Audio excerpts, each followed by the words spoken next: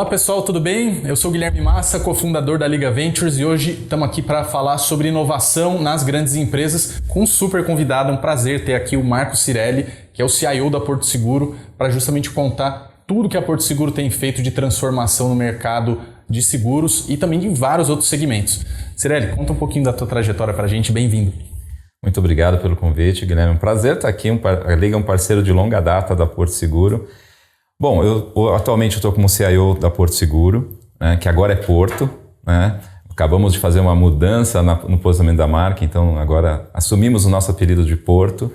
Estou há 11 anos na Porto, mas tenho uma experiência de banco, trabalhando em Itaú, Unibanco antes, então minha trajetória foi muito forte nesse setor financeiro. Mas também já fui sócio de empresas, já tive a experiência de morar fora, trabalhando em tecnologia. Então, estou há algum tempo em tecnologia, mas agora, especificamente na Porto. Que legal. Queria, para a gente começar o papo, já que você está com tanta bagagem assim do mundo de tecnologia em empresa grande, o que é a tua visão hoje? Onde que está a tecnologia para o mercado de seguros? Então, eu acho que o mercado de seguros evoluiu muito nos últimos anos em relação à tecnologia. Nós temos uma característica no mercado brasileiro financeiro: os bancos investiram muito em tecnologia lá atrás, até por uma necessidade na parte de inflação, década de 80. Agora a gente está começando a viver novamente um pouquinho de inflação, mas década de 80, 90, os bancos modernizaram muito seus processos em função de uma necessidade.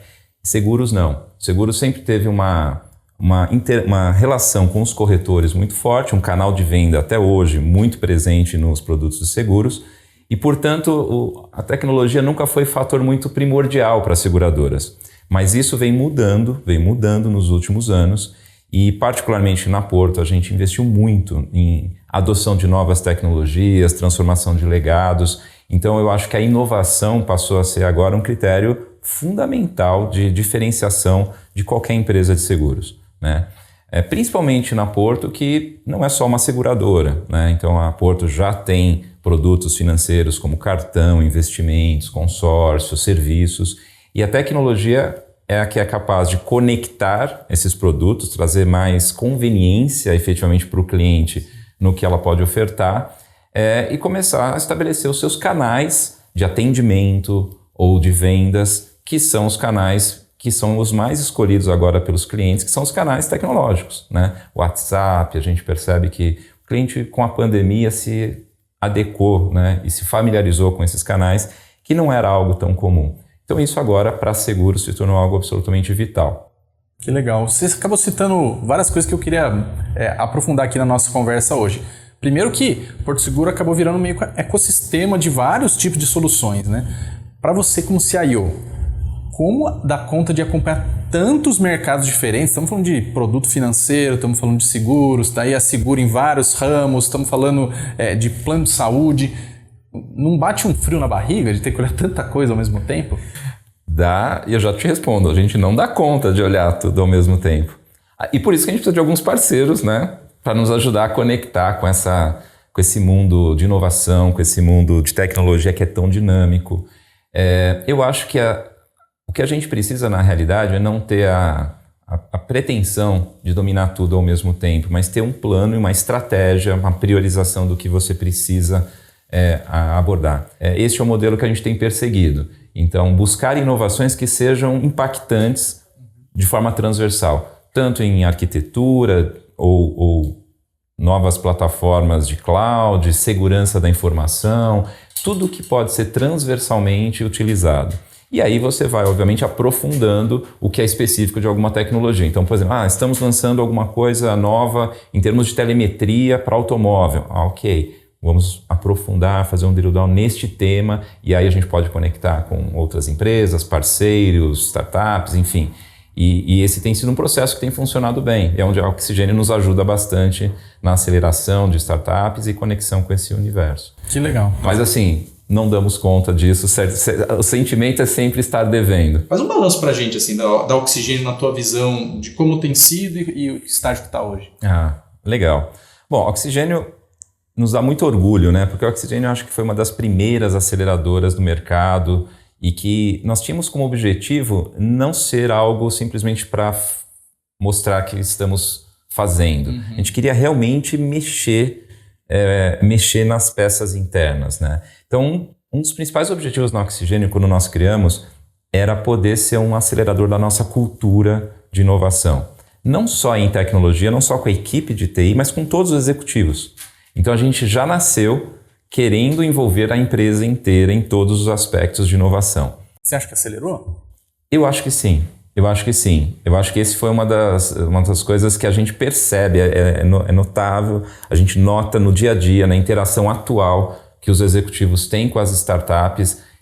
Foi aquela sementinha plantada com vocês desde 2015, que precisou de um método, precisou de uma resiliência nesse processo, até porque as startups também vieram amadurecendo durante esses anos, mas eu acho que hoje os executivos da Porto entendem muito melhor como funciona esse ecossistema, sabem da capacidade de transformação que essas empresas podem proporcionar para Porto e principalmente não veem como uma concorrência, porque antes sempre também tinha um aspecto de, poxa, essa InsurTech vai acabar com o nosso negócio, quando na realidade a gente percebe que não é exatamente isso. Óbvio que há uma provocação, principalmente em partes dos nossos processos, muito grande, fazem até melhor do que a gente, mas é muito mais uma oportunidade de agregar e de transformar do que efetivamente uma ameaça direta, né? Se a gente não tiver um movimento, obviamente essa ameaça se torna real. Mas eu acho que o poder da marca, inclusive, nos torna um atrativo para as próprias startups. Então, eu acho que a Oxigênio nasceu com esse propósito, então, de mudar a cultura, movimentar a tecnologia interna em termos de processo, adoção de novas tecnologias. Isso eu acho que também conseguimos avançar. E agora, mudar em relação a qual é o nosso papel nesse ecossistema. Então, a gente percebe que esse mercado mudou de 2015 para cá radicalmente, vocês acompanham isso. Várias empresas agora trabalham com esse ecossistema de startups, então nos coloca um desafio de o que a gente pode fazer de diferente. Então o nosso olhar daqui para frente é como que a gente vai mudar, como a gente vai modernizar, acompanhando essa estratégia da Porto de ser mais tech, de ser uma empresa mais conectada digitalmente com o cliente. Nossa, você puxou esse gancho. Poucos dias atrás, a Porto fez realmente um evento bem grande lá do Porto Day, anunciando todo esse novo posicionamento, inclusive esse lado mais tech. E a gente conversava aqui que é muito... dá um orgulho assim, de ver esse movimento da Oxigênio sendo responsável por parear ali, né, movimentos de aquisição, né? Então, estava falando a Connect Car, que já é um business bem maduro, né? No Brasil, uma marca consolidada, mas junto o Pet Love, que já é grande, mas também vem do mundo startup, e a Oxigênio foi diretamente responsável por trazer Segify, digitalizar a jornada do corretor, e depois a Atar, que está meio viabilizando o negócio da Porto Seguro Bank. Acho que dialoga muito com o que você está falando de criar essas pistas de transformação, mas gerar de fato um impacto em como vai ser esse negócio no futuro. Você percebe que o pessoal já usa isso como um discurso natural ou ainda tem algum lugar, alguma alavanca que precisa mexer na empresa? Seguramente tem alguma alavanca para a gente mexer, mas acho que o discurso agora já é muito mais alinhado ao que a gente imagina para este propósito, né? E de fato, a Segify, a Atar são exemplos de startups que nós acabamos fazendo uma parceria mais intensa, né? Com participação, que no início, inclusive, era até uma ideia, né? Nós vamos adquirir várias startups. A gente percebeu que não era bem esse o movimento, né? Não é de comprar, não é de adquirir, mas sim de como esta startup pode fazer parte do meu ecossistema. E tem diversas formas. Às vezes em forma de aquisição, às vezes em forma de prestação de serviço. Sim. E às vezes é só de aproximação mesmo, de conhecimento do método, do formato e tudo mais. Então, eu acho que a grande vantagem é que agora a gente está mais aberto a adotar estratégias diferentes. A gente se soltou um pouco em relação aos modelos que a gente foi desenhando ao longo desse período.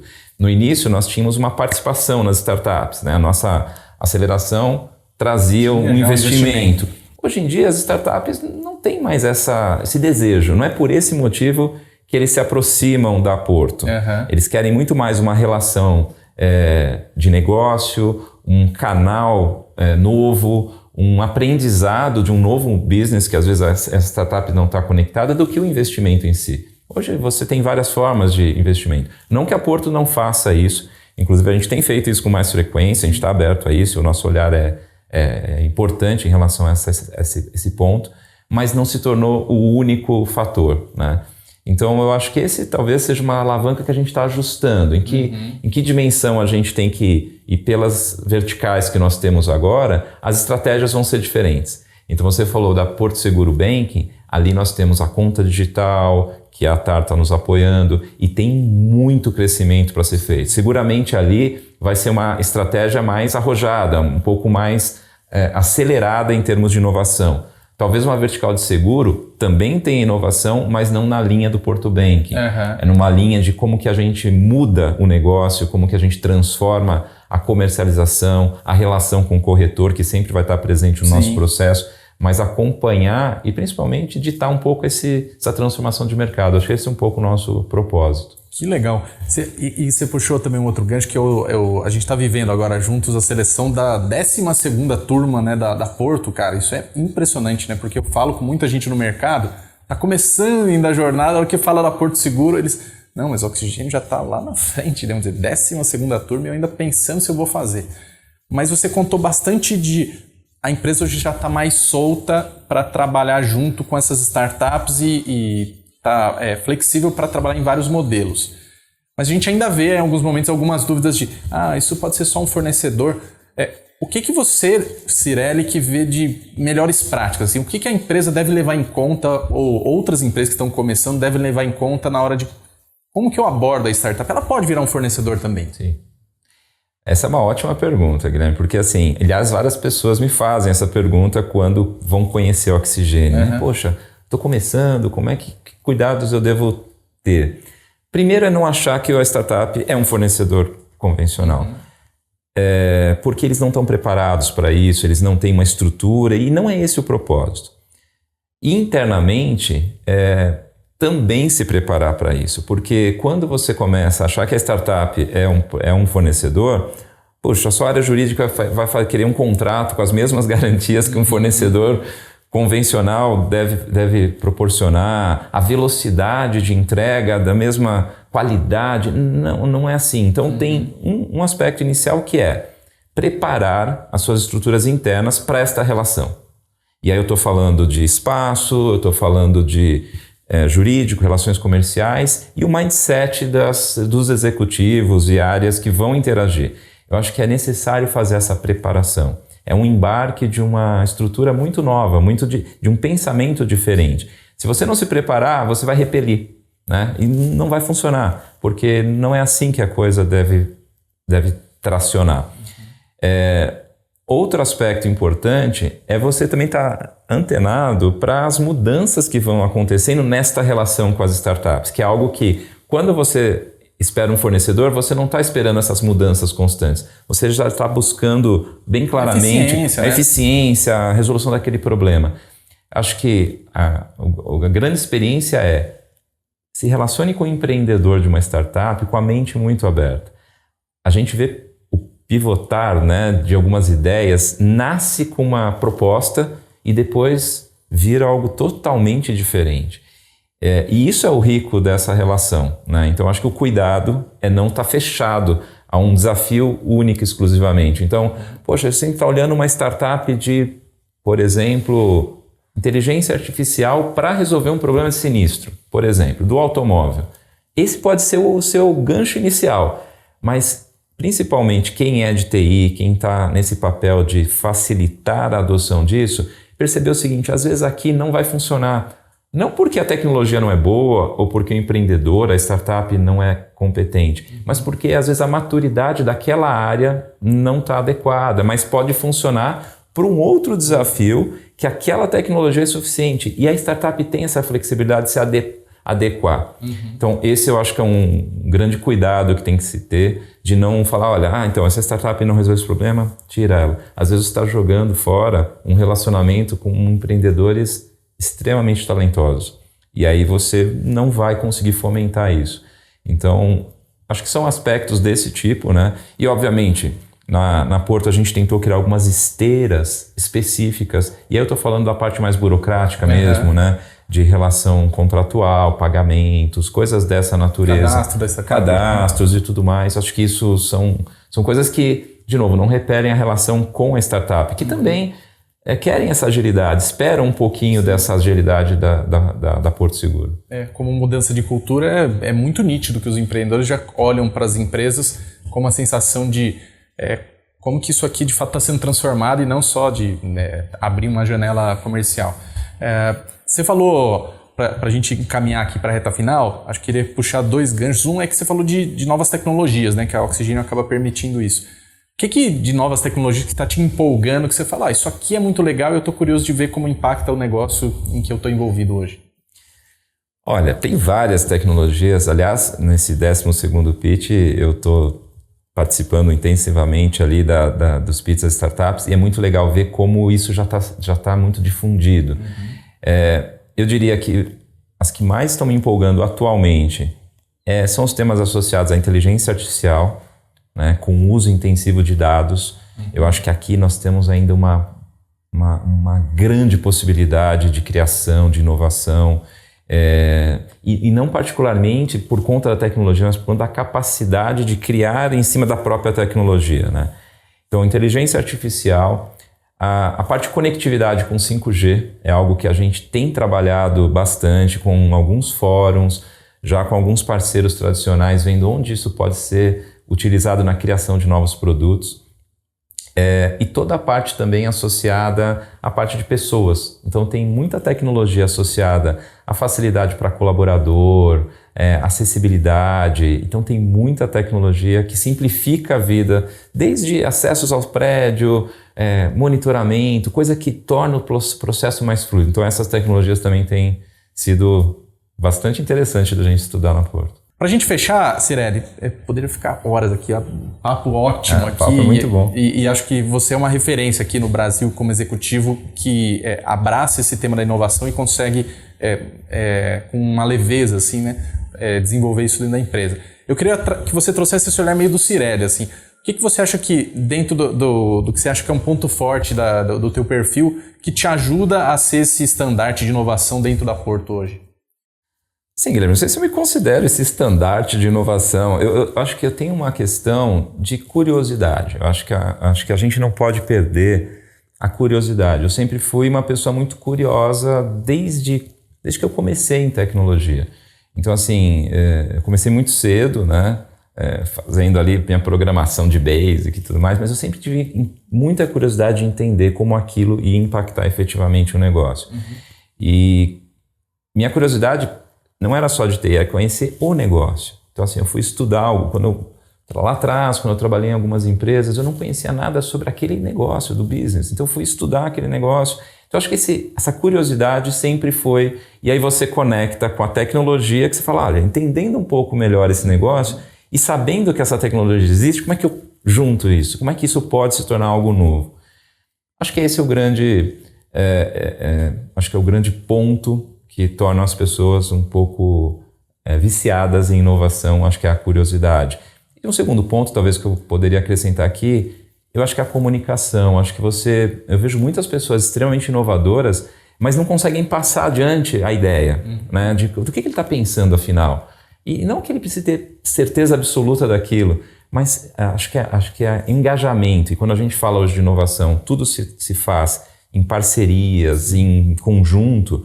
Acho que a capacidade de se comunicar ou conseguir falar da sua ideia é um outro fator fundamental. Muito bom. Quero agradecer vocês que nos acompanharam. Papo excelente aqui com o Marcos Cirelli, que é CIO da Porto Seguro. Ele foi modesto aqui, mas ele é uma referência dentro da Porto para todos os assuntos. Assim, é impressionante ver na rotina como todos os executivos contam com ele mesmo para discutir, isso aqui faz sentido, vale a pena, não só do ponto de vista de tecnologia, né, até como negócio. E a gente tem um grande orgulho de ter vocês como parceiros desde o início, né, da trajetória da Oxigênio, realmente transformando o mercado e tendo hoje a Oxigênio como uma referência no mercado brasileiro. Continue acompanhando aqui os materiais e os conteúdos da Liga Ventures. Vão ter muito mais executivos que vão dividir a jornada de inovação deles e como ajudar a sua empresa a dar esse salto. Muito obrigado.